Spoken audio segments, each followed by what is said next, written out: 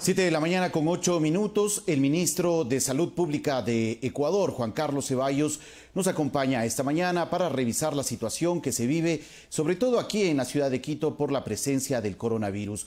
Buenos días, ministro. Gracias por acompañarnos. Muy buenos días, Fabricio. ¿Cómo está usted? Bien, gracias, ministro. Gracias por atender esta solicitud de entrevista. Bueno, para arrancar este espacio de conversación, quisiera saber qué medidas están tomando como Ministerio de Salud Pública para poder enfrentar esta falta de capacidad de atención que actualmente se registra en las unidades de cuidados intensivos en la ciudad de Quito frente al incremento de número de casos de COVID-19. Bueno, hemos continuado con un plan integral de aumento de la capacidad que tiene que ver con el aumento de las unidades de cuidados intensivos, la adaptación de ciertas áreas del hospital, de emergencias y de hospitalización mismo, hacia la conducción, la preparación para que sean y se constituyan como unidades de cuidados intensivos. Hemos contratado personal, estamos dotados de todos los trajes de protección, de medicamentos que se necesitan, estamos abastecidos.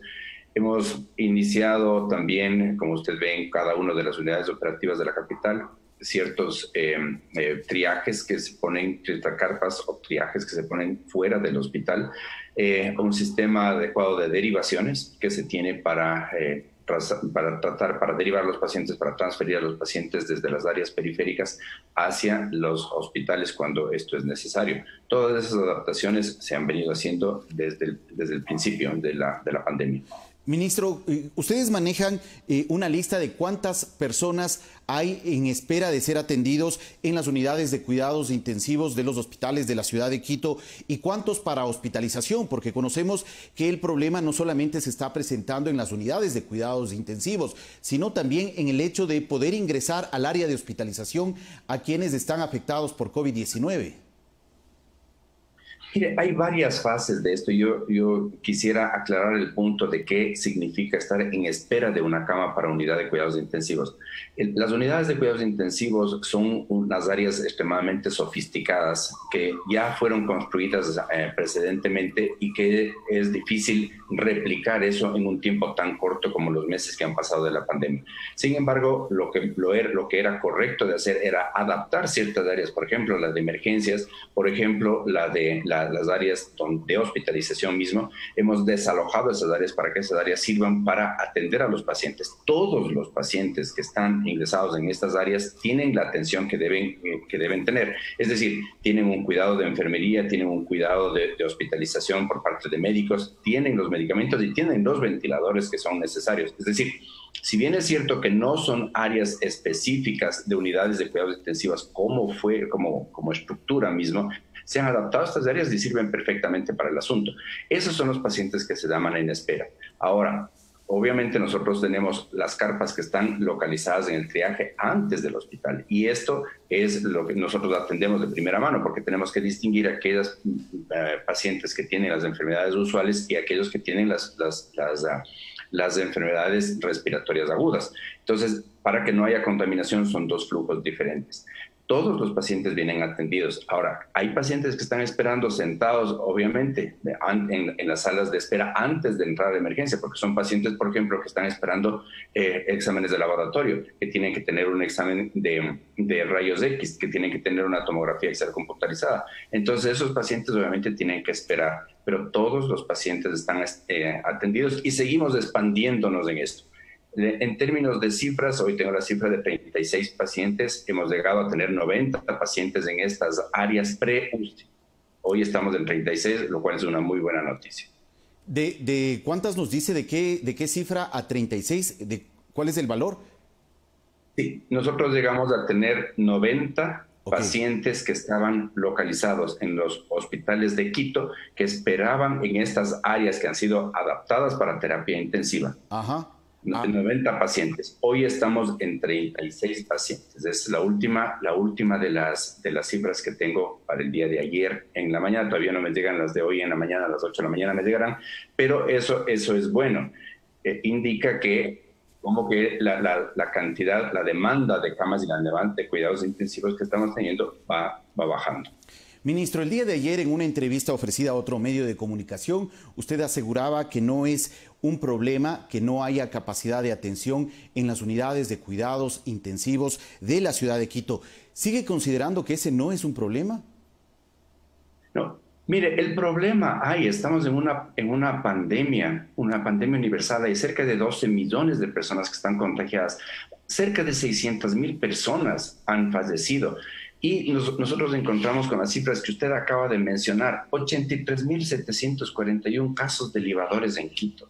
Cuando sabemos que cerca del 60% de la gente que tenía un examen PCR positivo se desplazó más de 6 horas al día o en un promedio de 3 días a la semana, 59,5%, cerca de 6 de cada 10 personas se desplazó en un kilometraje o un desplazamiento entre 19 y 25 kilómetros. O sea, es incontenible este asunto. Yo no quiero minimizar este hecho, pero también quiero decir que durante todos estos meses, especialmente en junio y lo que va de julio, nosotros tenemos al tope en las unidades de cuidados intensivos. Y eso no es un problema que no es serio, de ninguna manera.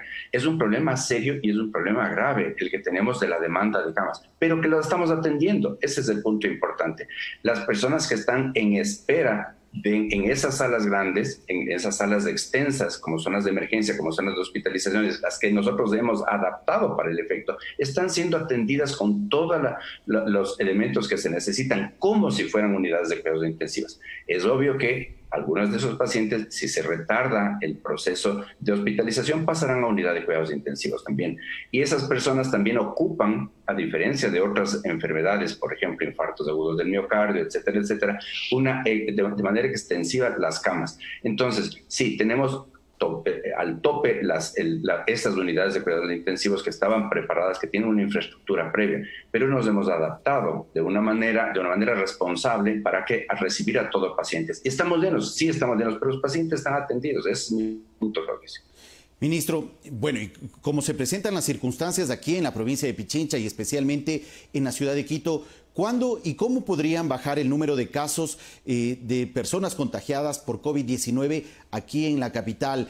Hace varios meses vimos una situación similar que se vivía en la ciudad de Guayaquil. Hay quienes creen que solamente este estado de emergencia que se decretó para la provincia del Guayas y sobre todo para la ciudad de Guayaquil logró reducir drásticamente el nivel de contagios en esa ciudad. En Quito eventualmente habría que pensar en ese tipo de medidas. Mire, hay ciertos colegas que son los profetas del desastre, ¿no? Los profetas del drama, sin tener acceso a los datos que nosotros manejamos, sin tener unas proyecciones que son las adecuadas, hacen comentarios que son completamente fuera de contexto. Guayaquil vivió su momento, pero son tiempos y poblaciones completamente diferentes. Inclusive la expansión de los contagios a nivel internacional que llegaron a Guayaquil es completamente diferente de lo que está viviéndose en Quito. En Quito se ven ondas, hay brotes paulatinos, pero controlables. Estamos atendiendo todos los pacientes. Tenemos 8 veces menos la mortalidad que tuvimos en Guayaquil. Entonces hay diferencias notables. Entonces pretender decir que lo que pasó en Guayaquil, en lo cuales nosotros nos cogió de sorpresa todo en un sistema sanitario que no estaba preparado. No sabíamos cómo atender los pacientes. Había una infraestructura que no estaba preparada para el efecto, en la que había una competencia enorme para inclusive conseguir tapabocas o mascarillas. En ese momento, decir que ahora en Quito va a presentarse una situación igual es completamente diferente y es errado. Nosotros estamos manteniendo toda la situación bajo control. Y vuelvo a repetir, estamos atendiendo a todos los pacientes. Que hay esperas para entrada de emergencia, para ambulancias. Desafortunadamente hay eso, pero estamos atendiendo a todos los pacientes y todos los pacientes en las áreas adaptadas, las áreas de espera para unidad de cuidados intensivos, son áreas condiciones en las que se manejan el paciente de una manera responsable, de una manera adecuada, con todos los elementos que son importantes. Ok, ministro, las circunstancias pueden ser distintas tanto en Quito como Guayaquil. Son momentos distintos los que se han vivido frente a la presencia de la pandemia, pero lo cierto es que actualmente en Quito hay una imposibilidad de atender a pacientes con COVID-19 en las unidades de cuidados intensivos y el número de fallecidos se ha incrementado exponencialmente. No, yo no creo que son, bueno, dos aclaraciones, Fabricio, con todo cariño y con todo respeto. La primera es que yo no creo que en Quito, a pesar de que las camas de cuidados intensivos están llenas, los pacientes no estén recibiendo la atención. Los pacientes están recibiendo la atención, estamos saturados. Sí, ¿por qué? Porque hemos recibido los pacientes que están localizados a nivel de las unidades operativas periféricas, las hemos recibido y las estamos atendiendo y reciben el tratamiento. Reflejo de esto es cuánto tiempo se quedan dentro de los hospitales y segundo, el impacto que tienen en términos de mortalidad. Como digo, son 7 u 8 veces menos de lo que se presentó en Guayaquil y son menores de las estadísticas mundiales. En China y en la mayoría de Europa, tomando en cuenta que son poblaciones completamente diferentes, más viejas quizás las de Europa, respecto a las de Quito, ellos tienen un 50% de mortalidad en pacientes que entran a cuidados intensivos. Nosotros tenemos 38%. Es decir, estamos haciendo las cosas bien. Ahora, que se vaya a presentar otra crisis enorme, exponencial, yo no estoy de acuerdo con eso. No estamos viviendo una crisis exponencial, estamos viviendo ondas, brotes nuevos que son controlables y que tenemos la capacidad sanitaria para hacerlo. Eso no quiere decir que nosotros no vamos a seguir aumentando. Miren, nosotros tenemos ahora el plan de ir a 50 barrios de Quito, a 17 de las parroquias de Quito, en las cuales vamos a hacer un sistema de contención a nivel comunitario. Por un concepto importantísimo, porque a esta pandemia no se la vence en los hospitales, a esta pandemia se la vence a nivel comunitario con responsabilidad. De acuerdo, ministro. ¿Cuándo empezarán con este trabajo ya específicamente en territorios puntuales de la capital? Hemos empezado ya desde el principio y esa es otra diferencia muy grande que lo que tuvimos en Guayaquil. En Guayaquil no pudimos operar todas las unidades de estas, porque en realidad había dos problemas grandes. Había mucho médico, mucho personal de salud contagiado que no quería ir o no podía ir a las unidades operativas. Y por otro lado, el terror que tenía, el pánico que tenía la gente de ir por miedo a contaminarse, por contagiarse en esos hospitales.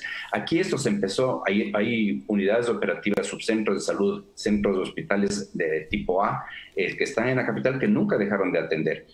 Pero hemos repotenciado eso. Usted vaya a cualquiera de los barrios de Quito y siempre van a ver las carpas de triaje afuera que están funcionando. Entonces, estamos dando un impulso grande, estamos contratando más personal.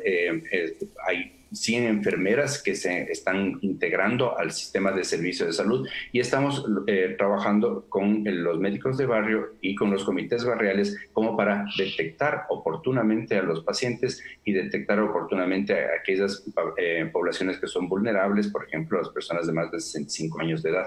Entonces, ese es un esfuerzo grande que estamos cumpliendo en este momento, que se inició antes, pero le estamos dando un impulso mayor en este momento. Ministro, es decisión del COE, pero como médico, ¿sabe si funciona o no este trabajo de llevar a cabo esta atención cercana en los barrios, en sectores con alto contagio, como lo hizo China con Wuhan? ¿Es posible obtener resultados positivos con esta estrategia? Más bien, yo no creo que sea esa una decisión del COE, esa es una decisión que nosotros tomamos en conjunto, por ejemplo, con el municipio de Quito, con quien tenemos una relación de trabajo bien importante. Entonces, tenemos que trabajar juntos en la contención de esta epidemia a nivel del barrio. Eso es lo que se llama una vigilancia activa, una vigilancia comunitaria activa, y la estamos haciendo, como dije, desde el principio lo estamos haciendo. Hoy vamos a reforzar ese hecho en aquellas áreas que se han identificado como áreas en las cuales hay mayor número o de contagios, o mayor número de libadores, o mayor número de personas que rompen el esquema de las áreas de confinamiento y salen de esas áreas. De acuerdo, entonces, ministro, a lo que me refería es a la posibilidad de cercar barrios para evitar la expansión del contagio, como se hizo en varios barrios de la ciudad de Wuhan, en China. ¿Es posible pensar en esa posibilidad para Quito? Sí, perdóneme, Fabricio, no entendí bien la pregunta. Sí, tienes razón, esa es una posibilidad. Todas estas medidas son temporales. Las medidas de la semaforización han sido siempre, nosotros hemos dicho muy claramente que son temporales. Si es que hay estos desórdenes, como 83.741 a nivel nacional, de personas que son consideradas como libadores y hay fiestas clandestinas que no se logran controlar, obviamente vamos a hacer, pero lo vamos a hacer y vamos ahí sí a pedir al COE para intervención de la policía, del gobierno nacional, para que se hagan esos cercos. ¿Es posible hacer eso? Sí es posible, pero es realmente difícil por la interconectividad de los barrios que tienen. ¿Cuál barrio se cierra? Imagínense lo que sería cerrar, por ejemplo, el centro de la ciudad, o sectores de Chilibulo Norte, por ejemplo, o sectores de la Ecuatoriana. Es bien importante más bien persuadir, decir a las personas, mire, solicitar a las personas, por favor, no hagan fiestas, no liben en las calles, mantengan la distancia y todo el resto de medidas que son de bioseguridad que son absolutamente importantes. De acuerdo, ministro. Quisiéramos saber si también hay una estrategia por parte del Ministerio de Salud Pública para atender un tema que es de preocupación ya mundial, el tratamiento post-COVID de las personas que salen de la enfermedad. ¿Hay algún tipo de cuidado especial que deben recibir las personas que se recuperan de la enfermedad? Y puntualmente el Estado está dando seguimiento a las personas que se han recuperado del virus. Sí, al igual que nosotros hacemos para la detección temprana, como le decía, el asunto de los barrios tiene 3 componentes que son importantes. Primero, una encuesta para saber que el resultado del examen no es un resultado estéril, me dio o no me dio, tuve positivo o negativo, sino que se hace un seguimiento. Y luego la georreferenciación. Nosotros sabemos exactamente dónde están ubicadas las personas y si se desplazan fuera de las áreas permitidas o no. En la parte post-COVID, en la parte cuando el paciente sale del hospital, mantenemos exactamente el mismo sistema. Un mismo sistema. Miren, nada más nosotros hemos hecho el seguimiento telefónico de los usuarios, 162.131 seguimientos telefónicos para ver cómo están las personas. Y del seguimiento domiciliario son 34.344, es decir, cerca de 200.000 personas han sido seguidas luego de que han tenido contacto con nosotros. Y eso se va a continuar haciendo en la fase post-hospitalaria, porque ellos son pacientes que pueden sufrir graves trastornos pulmonares y por eso es importante continuar con el monitoreo de esos pacientes y dar la atención que se requiere. De acuerdo, ministro. ¿Ha ofrecido usted ya una respuesta formal al grupo de religiosos de la Iglesia Católica Ecuatoriana que ha pedido que usted pueda autorizar el uso de dióxido de cloro como una alternativa para poder enfrentar o como cura para aquellas personas que están actualmente padeciendo por COVID-19? Ahí hay una tergiversación terrible, Fabricio, del asunto y que la comunidad ecuatoriana tiene que saber. Yo estoy consciente de que no hay, como todo el mundo está consciente de que no existe cura para este tratamiento, pero tampoco pueden haber curas que pretendan tratar. El dióxido de cloro es un tóxico.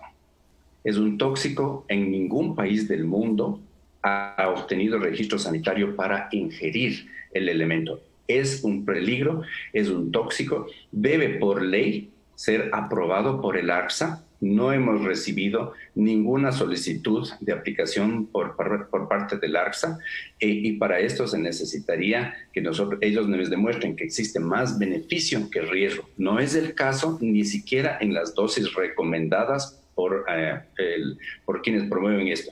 Entonces, para mí, lo de los obispos, y con todo el respeto a la Iglesia Católica y a sus feligreses, es un error enorme, es volver a la Edad Media. Ellos no pueden dictar algo que científicamente está probado a nivel mundial que no sirve, que es tóxico, que causa daño en las personas, en los seres humanos. Entonces, yo no he hecho una carta formal porque sería volver a la Edad Media. El cura a lo que le corresponde, a dar misa, a sentir a sus feligreses, a escuchar, a hacer promoción de la salud, a hacer promoción social, pero no a dictar qué tratamiento sirve, qué no sirve. No le corresponde. No pretendamos que los médicos demos misa. Veamos las diferencias. Y eventualmente el Ministerio de Salud Pública podría generar una estrategia con ARTSA para tomar una decisión frente al uso indiscriminado en algunos sectores del país del dióxido de cloro.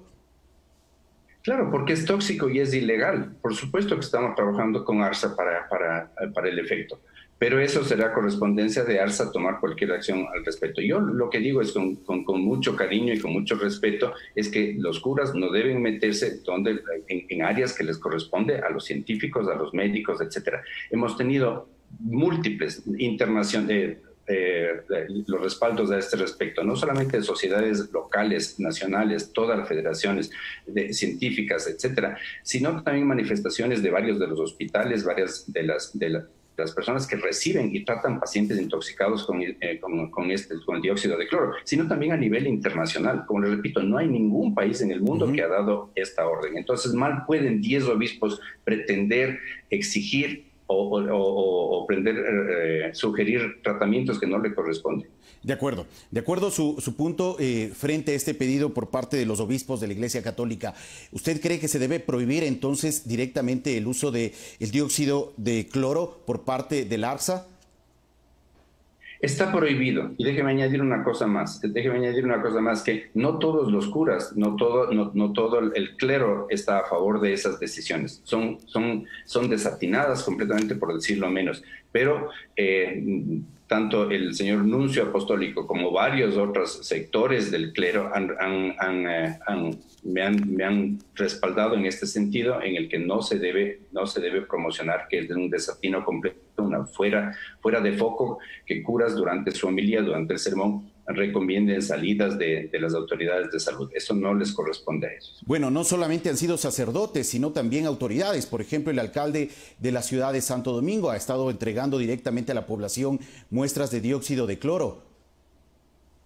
Cobrando, de lo que yo sé, porque se vende el dióxido de cloro. Es decir, que no es una acción también gratuita del asunto, sino que se ha demostrado que debe hacerse. Pero así sea gratuito el asunto, así sea gratuito, Fabricio, no es correcto, porque no es una sustancia que está autorizada para ser vendida ni para ser distribuida, porque es tóxica para la salud.